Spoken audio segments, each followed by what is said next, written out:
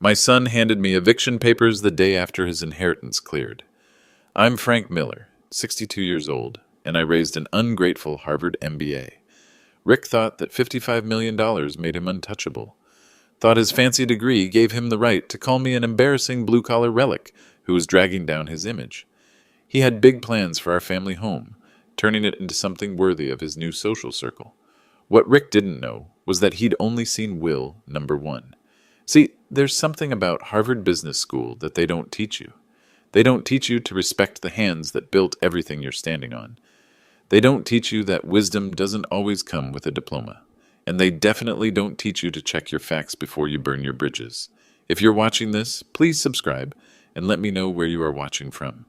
Because Rick was about to learn that some lessons can only be taught the hard way. Let me paint you a picture of how my own son treated me in those final weeks. Rick had moved back into our family home after his mother passed. Said he needed time to process and figure out his next steps. What he really needed was time to plan my humiliation. It started small. He'd correct my grammar at dinner. It's, "I couldn't care less, Dad," not "I could care less." Always with that smirk, always followed by, "maybe if you'd gone to college." Then came the text messages to his friends. I saw them on his phone when he left it charging in the kitchen. Stuck living with my dad for a few more weeks. Guy's a walking embarrassment. Can't wait to upgrade the family situation. Upgrade the family situation. That's what 34 years of raising him had become. The real humiliation started when his Harvard friends came over. Rick would introduce me as my father, Frank. He used to work with his hands. Like that was something shameful. Like the calluses on my palms were evidence of failure, instead of decades of building things that actually mattered. His friend Bradley, investment banker, naturally, asked what I did for a living. Before I could answer, Rick jumped in. "Dad's retired now. Used to be a machinist. Blue-collar stuff." The way he said blue-collar sounded like he was describing a disease. But here's what really got to me. Rick had taken down every photo of me from the house. The family portraits, my union recognition awards, even the picture of me and his mother at my retirement party. Replaced them all with his Harvard Business School diploma. Had it custom framed for $400. Put it right where our wedding photo used to hang. When I asked him about it, he said, "Dad, I'm trying to build a professional image here. These people I'm networking with, they have expectations." Expectations. Right. The phone calls were the worst part. Rick thought I couldn't hear him, but our house has thin walls. He'd be on the phone with his girlfriend, talking about his 5-year plan. Phase 1 was getting his inheritance. Phase 2 was dealing with the Frank situation. That's what I'd become to my own son. "I need him out," he told her one night. "The house needs updating anyway. Can't have clients coming over and seeing this, meaning me, meaning the man who'd raised him, fed him, paid for his education, worked double shifts to make sure he never wanted for anything." He'd already contacted a real estate agent, had her come by to assess the property value. $485,000, she said. Prime location, good bones, needed some modernization. Rick walked her through every room like he already owned it, which, according to Will, number one, he did. That night, I found him in the garage, going through my tools. My Bridgeport milling machine that cost me $12,000 back in '98. My precision measuring equipment. 40 years of accumulated knowledge hanging on pegboards and stored in labeled drawers. "What's all this junk worth?" he asked, not looking up from his phone where he was researching eBay prices. Junk. 40 years of craftsmanship. Tools that had helped me solve problems Harvard never taught courses on. Equipment that had earned every dollar that built the life he was now inheriting. But I just smiled, said, "More than you know, buddy." That confused him. Rick was expecting anger, maybe tears. He wasn't expecting calm. He definitely wasn't expecting me to start making phone calls of my own. Late at night, after he'd gone to bed, I'd sit in my workshop and make those calls. Quiet conversations with people Rick had never met. People who knew exactly what my junk was really worth. People who were about to remind my Harvard MBA son that some education can't be bought. You have to understand what I was facing. If I stayed silent, if I just accepted Rick's version of reality, I'd lose everything that mattered. First, there was the house. Not just any house, the house where his mother and I had built our life together, where we'd brought Rick home from the hospital, where we'd celebrated his graduation from high school, college, and yes, even Harvard. Every room held 34 years of memories that Rick was planning to erase with his modernization. The real estate agent had been very thorough. Prime location, she said. Walk score of 89. Close to the university district where Rick's friends lived. With the right updates, new kitchen, open floor plan, contemporary finishes, the house could easily fetch $650,000. Maybe more. Rick had already picked out the contractor, some outfit called Elite Home Transformations that specialized in what they called heritage property upgrades.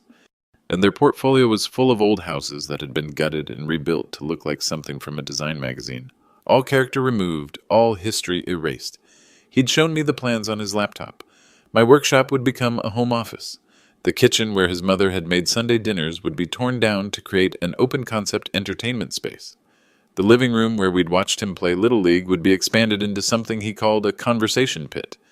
But losing the house was just the beginning. See, Rick had convinced himself that his inheritance made him the family success story, the one who'd made it out. In his mind, I was just the blue-collar father who'd served his purpose and could now be discarded. He'd already started telling people that story. I found out because Mike Anderson, my old union rep and one of my closest friends, came by to warn me. He'd run into Rick at a coffee shop downtown. Rick was with some of his Harvard classmates, talking loud enough for half the place to hear. My dad's generation just doesn't understand modern wealth management, Rick had said. Guy spent 40 years in a factory and thinks that makes him wise. I'm trying to transition the family into the 21st century, but he's stuck in this blue-collar mindset. Blue-collar mindset. Like that was something to be ashamed of. Mike said one of Rick's friends had asked about my background. Rick's response was even worse. Honestly, I'm not sure what he actually accomplished. Worked with his hands, made an okay living, but never really built anything significant. That's why I went to Harvard, to break that cycle. Never built anything significant. That's when I realized the stakes weren't just financial. Rick wasn't just stealing my house, he was stealing my legacy. In his version of our family story, I was the limitation he'd overcome. The blue-collar ceiling he'd broken through, the embarrassment he'd left behind. And it was working. His girlfriend, Emma, had already started referring to me as Rick's project. As in, how's your project going? When she asked about moving me out. I wasn't Frank Miller, the man who'd raised her boyfriend. I was a problem to be solved. The worst part was watching how it affected the few family relationships I had left. Rick's cousin Sarah, my brother's daughter, had always looked up to me. I'd been the one who taught her to change her car's oil, who'd helped her fix her first apartment when the landlord wouldn't. But after a few dinners with Rick and his new crowd, she started looking at me differently. Uncle Frank, she'd said on our last phone call, maybe Rick has a point about updating things. You've worked so hard for so long, maybe it's time to let the next generation take over. The next generation. Like I was some relic from a bygone era, instead of a man with 34 years of knowledge that Rick couldn't Google. But here's what really kept me up at night. Rick was about to make the biggest mistake of his life, and his arrogance was preventing him from seeing it.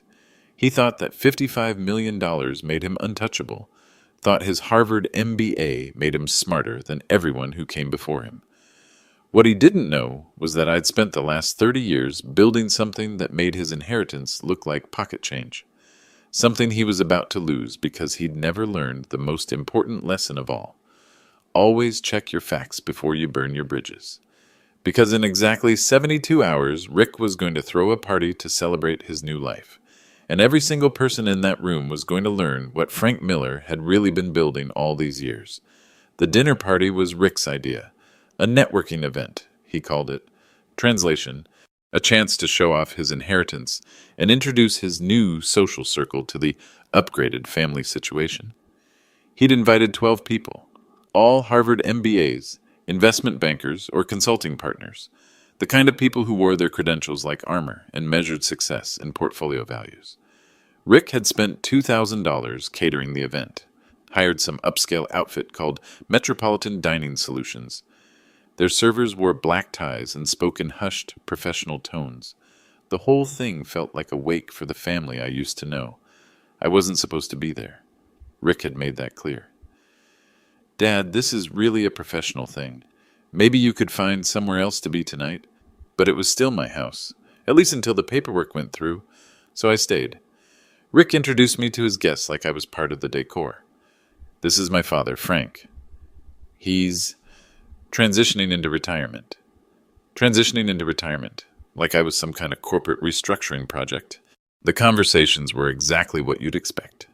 Talk about market volatility, merger opportunities, portfolio diversification.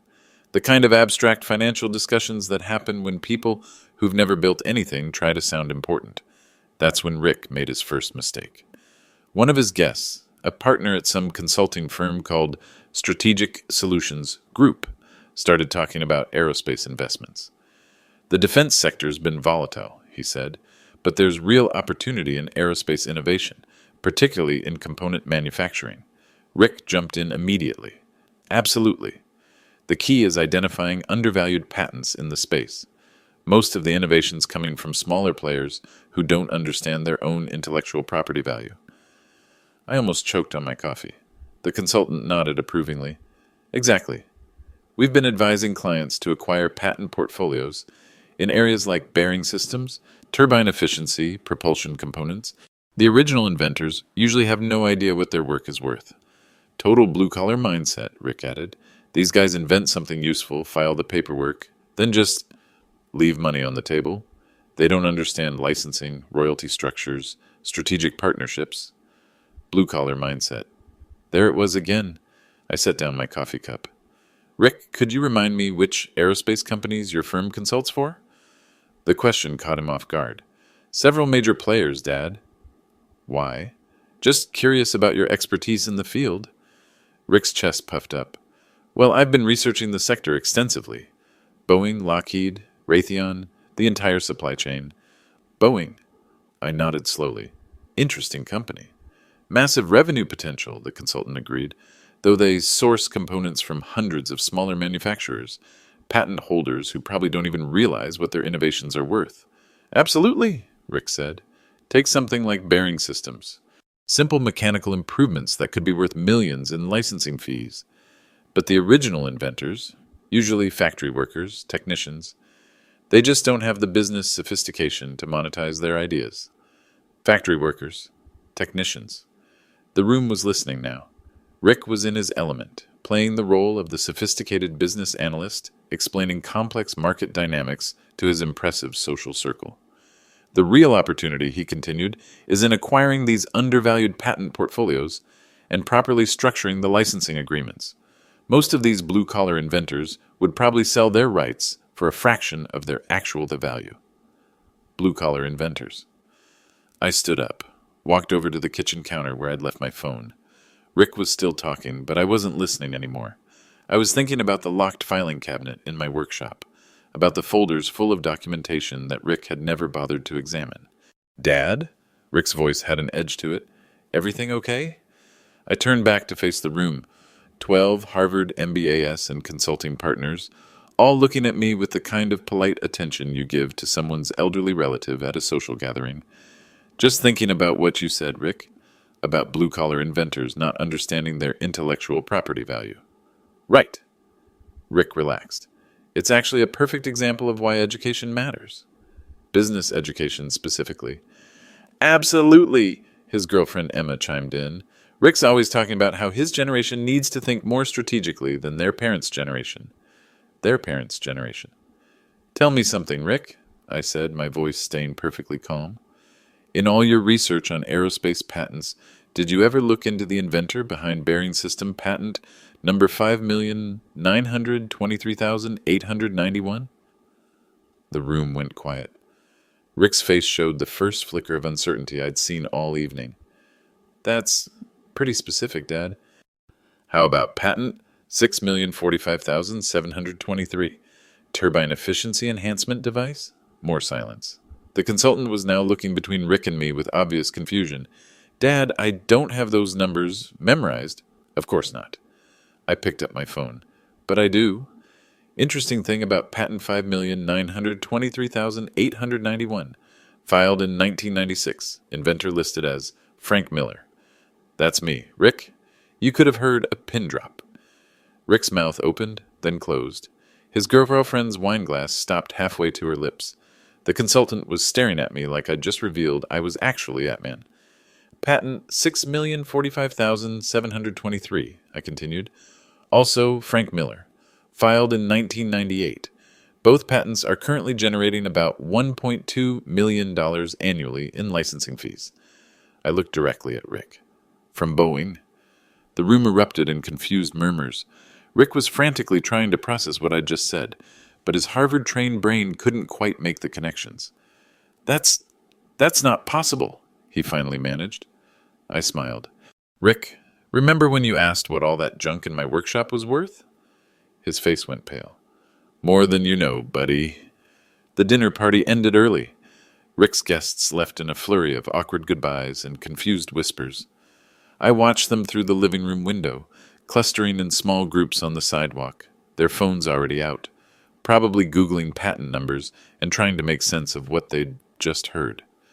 Rick stood in the kitchen, staring at the catering leftovers like they might provide some explanation for what had just happened. Emma was scrolling through her phone with increasing intensity, her perfectly composed social media facade cracking with each search result. Dad, Rick finally said, we need to talk. Sure thing, buddy. What's on your mind? The calm tone in my voice seemed to unnerve him more than anger would have. He was expecting a confrontation, a dramatic reveal, something his MBA training had prepared him to handle.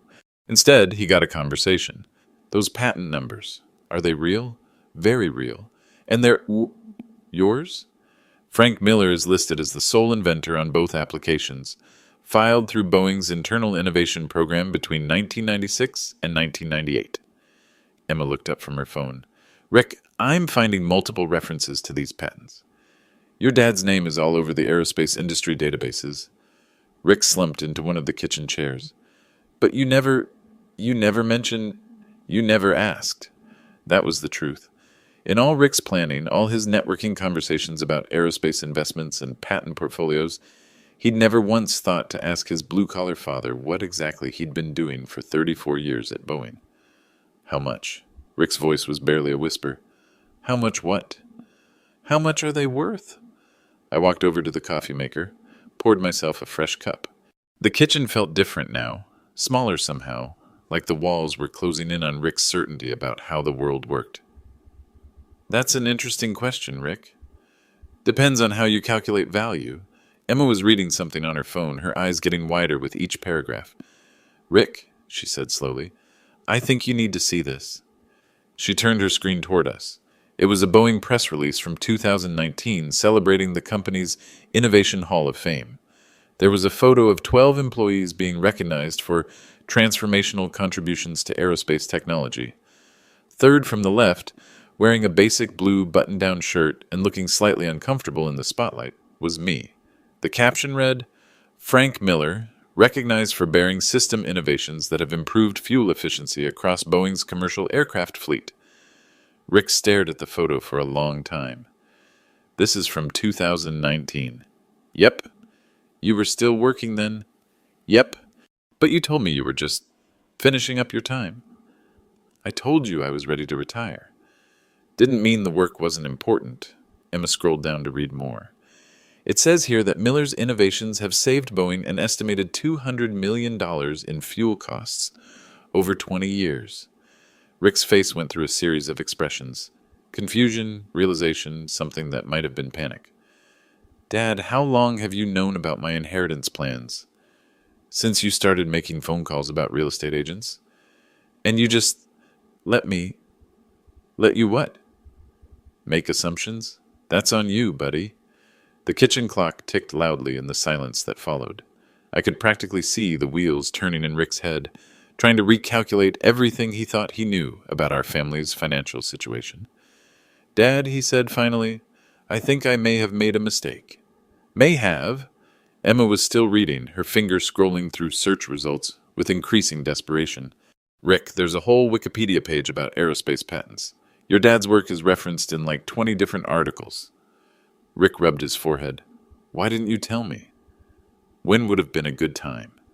Between you calling my work junk and planning to turn my workshop into a home office. He winced. I didn't know. No, Rick? You didn't ask. Outside, I could hear a car pulling into the driveway. Then another. Rick looked toward the window with something approaching dread. Expecting someone? I asked. No, but... He paused, checked his phone. Oh no. What? Tomorrow's the Strategic Solutions Group quarterly meeting. I may have mentioned to some people that I had connection in the aerospace patent space. I smiled. Connections. Right. This was about to get very interesting. The Strategic Solutions Group quarterly meeting was held at the Marriott downtown. Top floor, corner conference room with floor-to-ceiling windows overlooking the city. The kind of venue designed to make everyone feel important. Rick had insisted I come, not because he wanted me there, but because he was starting to realize he might need me there.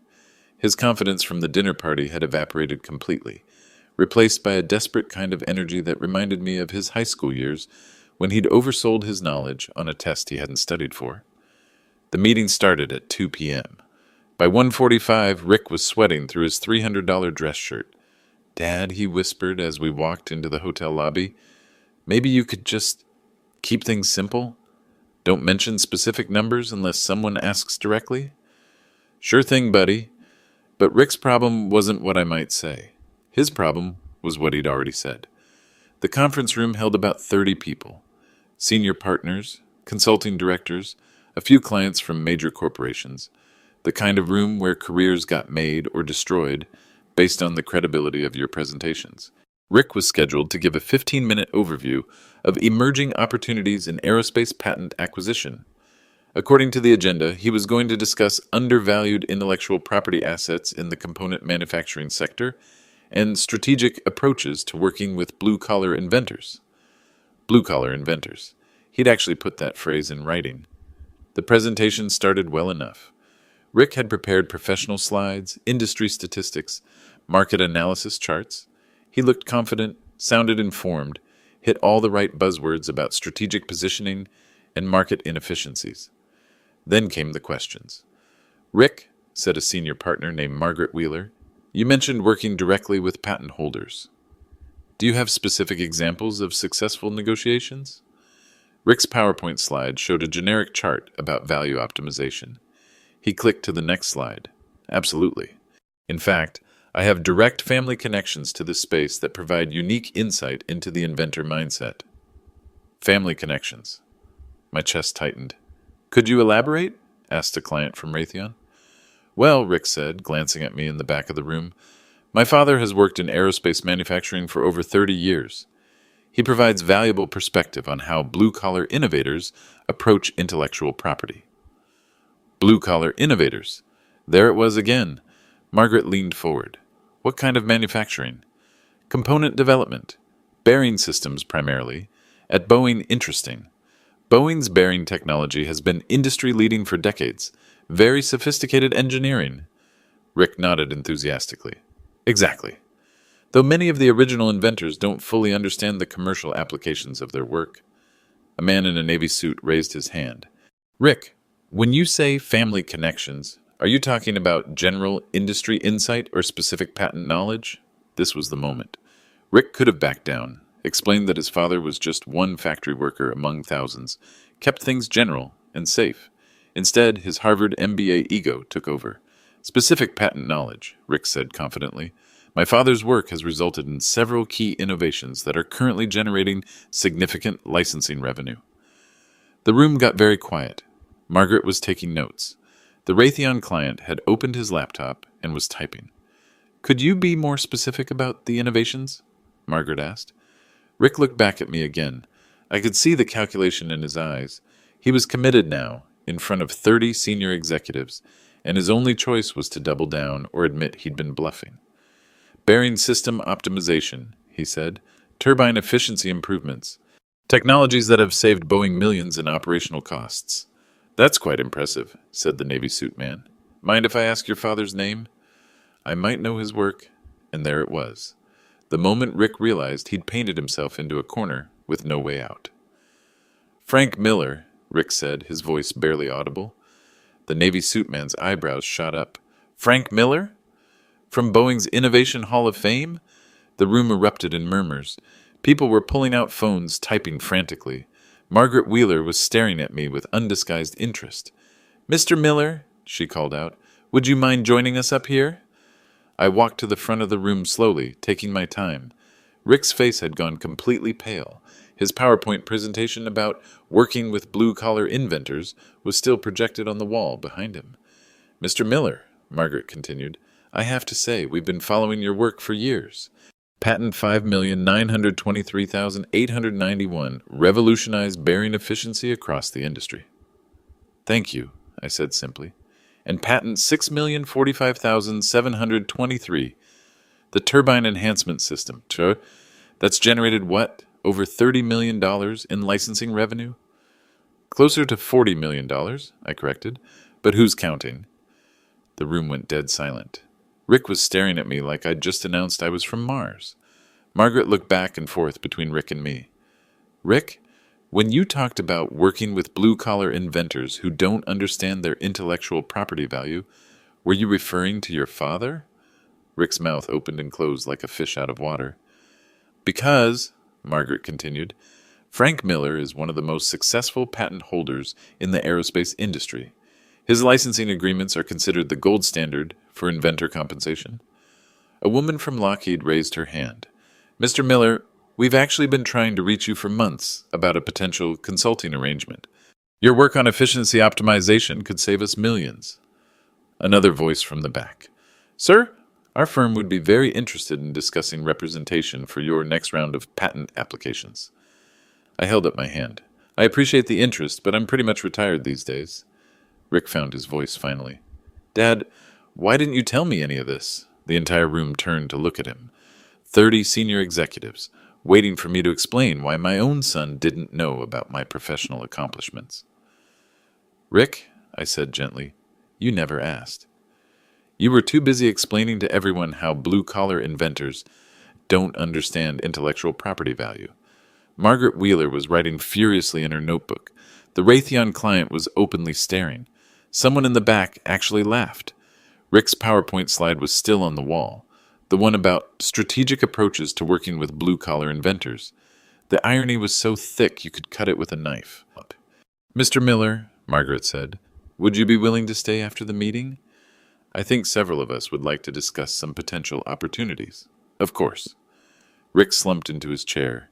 His presentation was over, his credibility was destroyed, and everyone in the room now knew that the blue-collar inventor he'd been patronizing was worth more than everyone else in the building combined.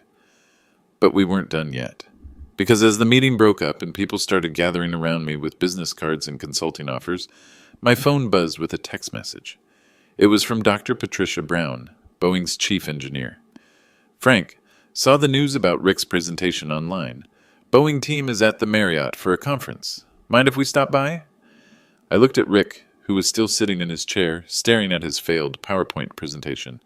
"Rick," I said, "I think there are some people you should meet." Dr. Patricia Brown arrived 20 minutes later with 3 other Boeing executives. You could tell they were important people the moment they walked into the hotel lobby. The kind of confident authority that comes from running billion-dollar engineering projects. Rick was still in the conference room trying to explain to Margaret Wheeler how he'd mischaracterized his father's background. The conversation wasn't going well. Margaret had that look people get when they realize they're talking to someone who's fundamentally untrustworthy. "Frank," Dr. Brown called out as she approached our table. "Good to see you. We heard through the grapevine that you were here." Patricia was Boeing's chief engineer for commercial aircraft systems. I'd worked with her team for 15 years, though Rick had never bothered to learn the details of those collaborations. The 3 executives with her were equally impressive. James Carter, VP of Innovation, Lisa Rodriguez, Director of Patent Strategy, and Michael Davis, head of Boeing's Supplier Relations Program. Rick's eyes widened as he watched this parade of corporate heavyweights make their way over to shake my hand. Margaret Wheeler had stopped mid-sentence, clearly recognizing the Boeing team from industry conferences. "Patricia," I said, standing to greet them. "Good timing." I was just having a conversation with my son about intellectual property values. Rick's face went through several shades of red. "Ah, this is Rick," Patricia said, extending her hand. "Frank talks about you all the time. Harvard MBA, right? Impressive." Rick shook her hand weakly. Yes, ma'am. Thank you. Frank, James Carter interjected, we actually came by to discuss something important. Legal just finished reviewing your patent portfolio for our upcoming congressional testimony on innovation policy. Congressional testimony? Rick's voice cracked slightly. House Subcommittee on Aviation, Lisa Rodriguez explained. We're presenting Frank's work as a case study in successful inventor-company partnerships. Margaret Wheeler had abandoned all pretense of her conversation with Rick and was now openly listening to our discussion. Michael Davis opened his briefcase and pulled out a thick folder.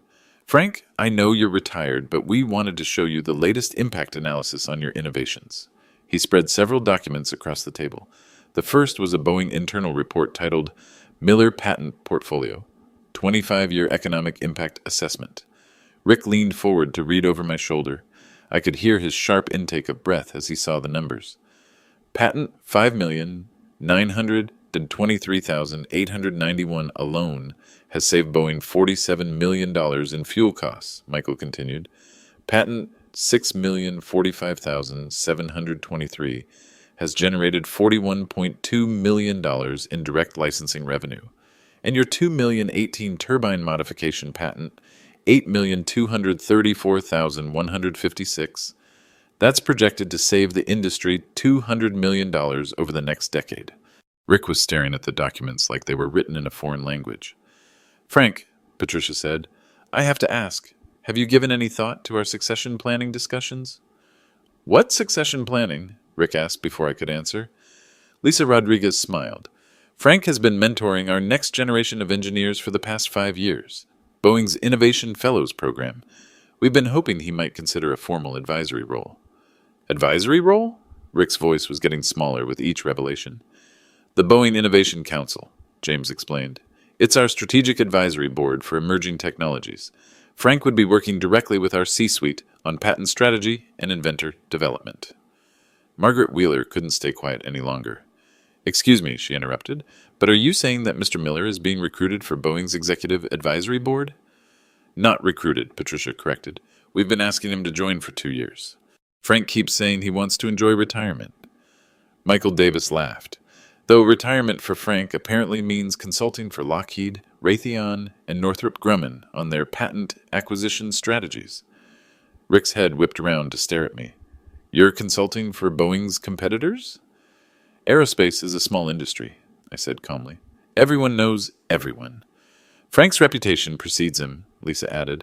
When the Pentagon wanted an independent assessment of next-generation aircraft efficiency technologies, Frank was their first call. Pentagon? Rick whispered. Margaret Wheeler was frantically taking notes. The other Strategic Solutions Group partners had gradually moved closer to our table, drawn by the realization that they were witnessing something unprecedented. Patricia noticed the growing crowd. Frank, perhaps we should move this conversation somewhere more private. Actually, I said, looking directly at Rick, I think this is exactly where this conversation needs to happen. Rick's face had gone completely white. His Harvard MBA presentation about undervalued blue-collar inventors was still visible on the conference room screen behind us. Rick, I continued, remember yesterday when you told Emma that your father had never built anything significant? He didn't answer. Patricia, could you tell Rick about the economic impact of my patents? Dr. Brown pulled out her phone and opened what looked like a Boeing internal app. Combined economic impact across all Miller patents through 2023 TVET. $247 million in cost savings, $156 million in direct licensing revenue, estimated $400 million in future value over remaining patent life. The room was completely silent. And Rick, I said, remember when you told your consulting friends that blue-collar inventors don't understand the business sophistication required to monetize their ideas? Rick was staring at his shoes. Lisa, could you explain how patent licensing works? Lisa Rodriguez opened her briefcase and pulled out another folder. Frank maintains direct licensing agreements with 17 major aerospace companies. He negotiates his own rates, structures his own royalty schedules, and maintains approval rights over all applications of his technologies. Maintains approval rights? Margaret Wheeler asked. Frank owns his patents outright, James Carter explained. Boeing doesn't own them. We license them. Frank retains full control over how his innovations are used and by whom. Rick finally found his voice. But the inheritance. What inheritance? Michael Davis asked. I reached into my jacket pocket and pulled out a folded document.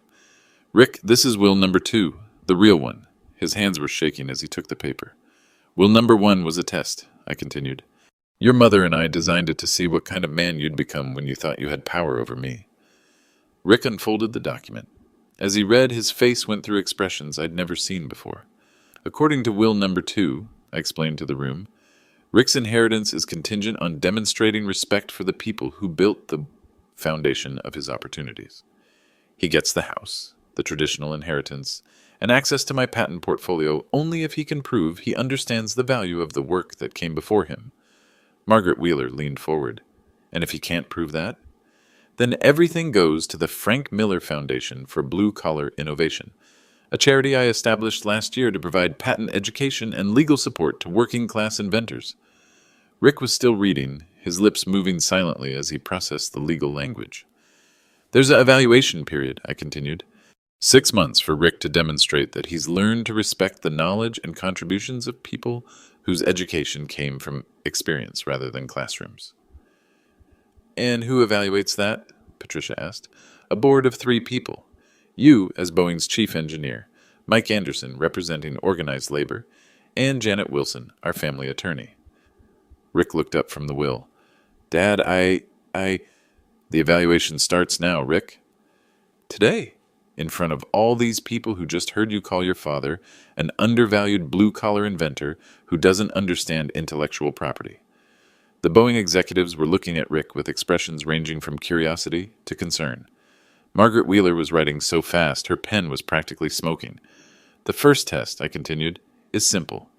Can you acknowledge in front of these business professionals that your father's 34 years of work have value that can't be measured by a Harvard MBA?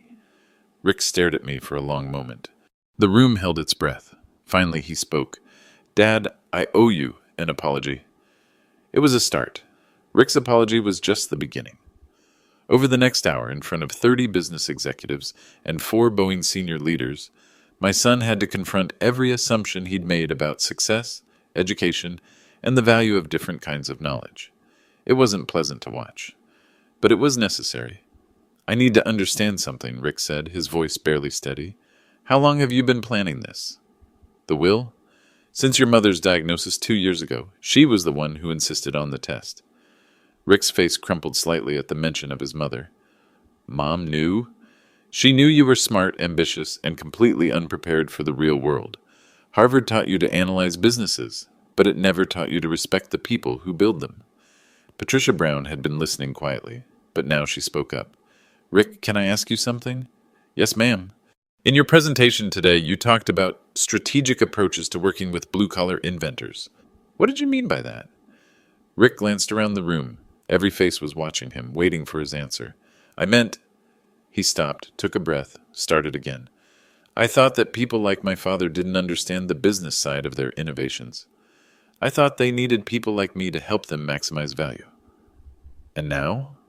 Now I realize I don't know anything about the business side of innovation.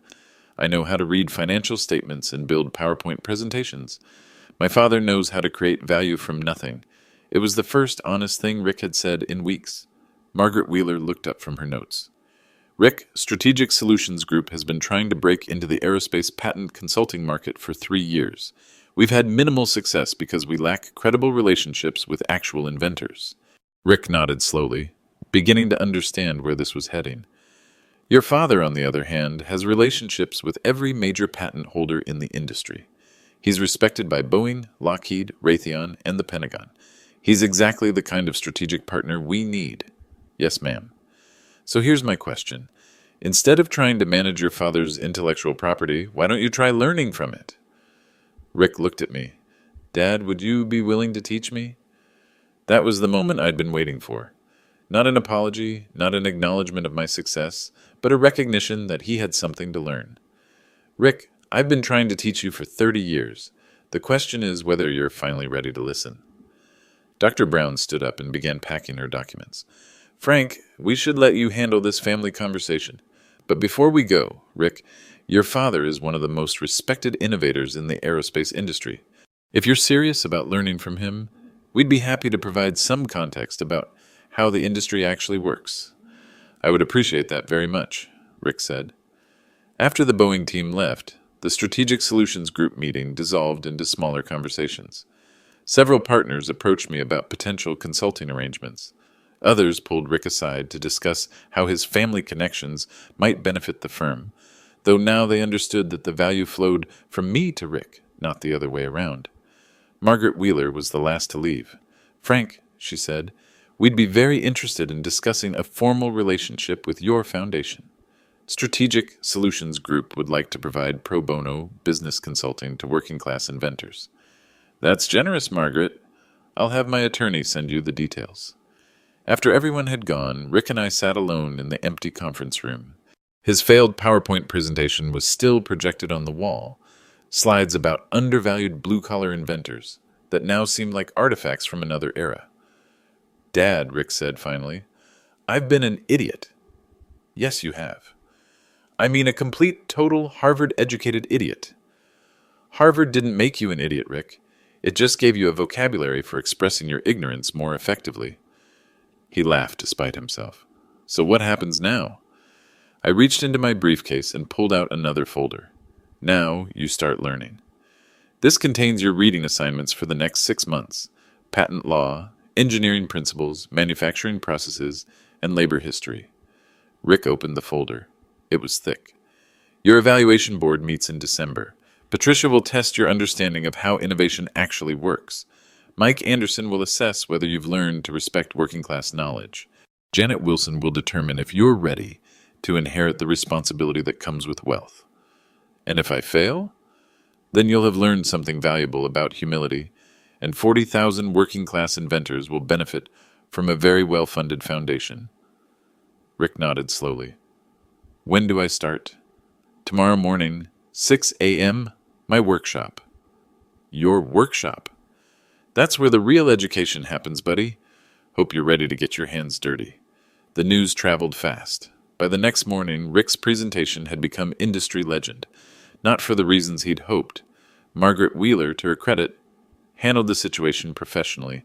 Strategic Solutions Group issued a quiet internal memo about ensuring accuracy in client presentations, and Rick was reassigned to projects that didn't involve aerospace consulting. His Harvard MBA credentials were still valuable, just not in the way he'd originally imagined. The real consequences started showing up in Rick's social media. His LinkedIn profile, which had previously featured updates about disrupting traditional industries and leveraging family connections, went silent. His networking posts about strategic opportunities in aerospace patents were quietly deleted.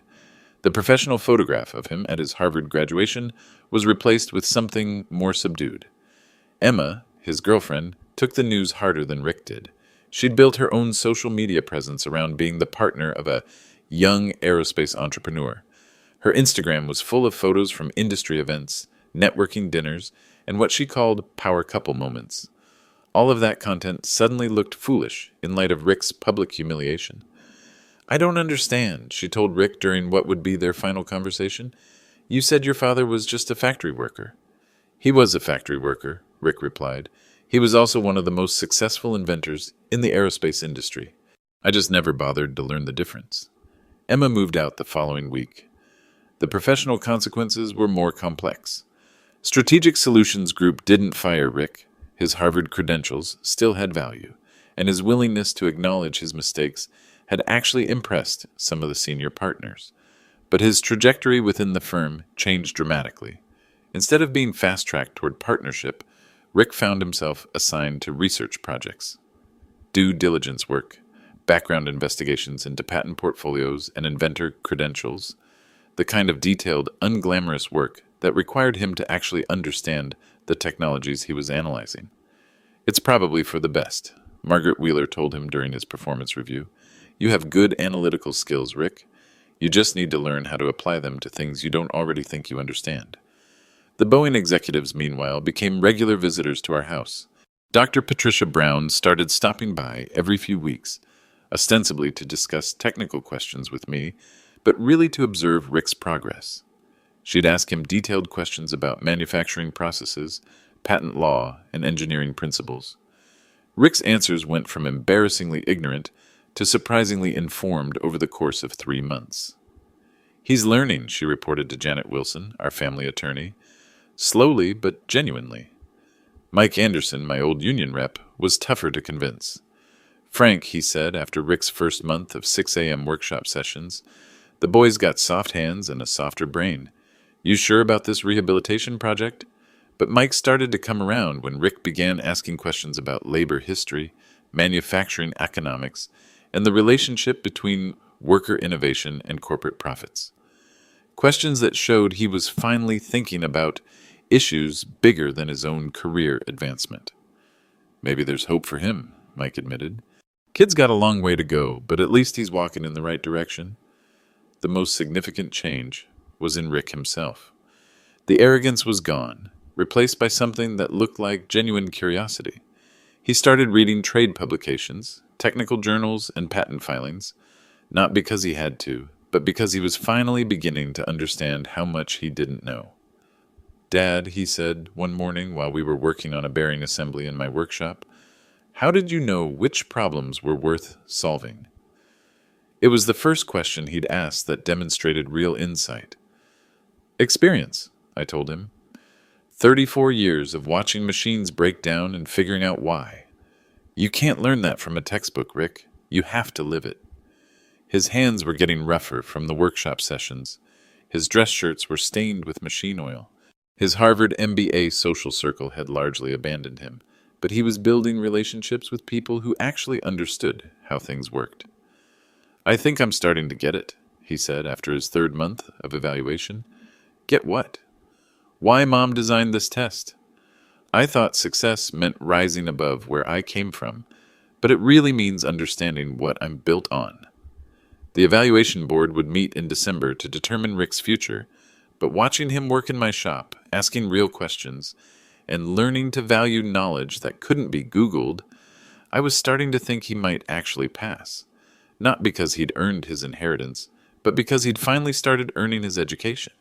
The kind of education that can't be bought with tuition payments or measured with grade point averages. The kind that can only be learned with your hands. December came faster than expected. The evaluation board met on a Tuesday afternoon. Janet Wilson, our family attorney, had booked the conference room at her law firm. Patricia Brown flew in from Seattle. Mike Anderson took time off from the union hall. Rick arrived 30 minutes early, wearing work clothes instead of a suit.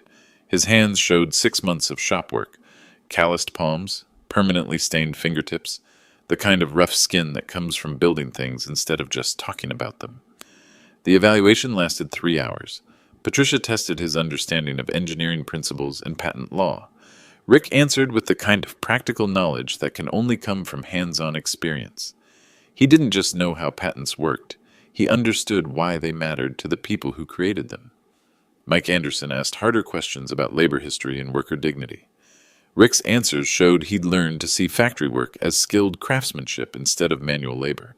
He talked about innovation coming from the factory floor, about the intelligence required to solve real-world problems under pressure. Janet Wilson focused on character development. Had Rick learned to respect knowledge that came from experience rather than education? Could he work alongside people who hadn't gone to Harvard? Did he understand that wealth carries responsibility to the community that created it? Rick passed unanimously. That evening, we sat in my workshop reviewing the evaluation results. Rick would inherit the house, receive access to my patent portfolio, and join the board of the Frank Miller Foundation for Blue Collar Innovation. "Dad," he said, "I need to tell you something." "What's that?" "I don't want the money." I looked up from the bearing assembly I was cleaning. "Excuse me? I want to earn my own patents first. Learn to create value before I inherit it. Would you be willing to keep mentoring me?" It was the best possible answer to a question I'd never thought to ask. "Rick," I said, "I'd be honored." 6 months later, Rick filed his first patent application. A small improvement to hydraulic systems, developed during our workshop sessions. Nothing revolutionary, but it was his. The foundation now provides education and legal support to over 200 working-class inventors across the country. Rick runs the day-to-day operations while I focus on technical mentoring. Some lessons can only be learned the hard way, but once learned, they tend to stick. If you've made it this far, I'd love to know what you think. Have you ever had to teach someone that wisdom doesn't always come with a diploma? Let me know in the comments below. And remember, some education can't be bought. It has to be earned.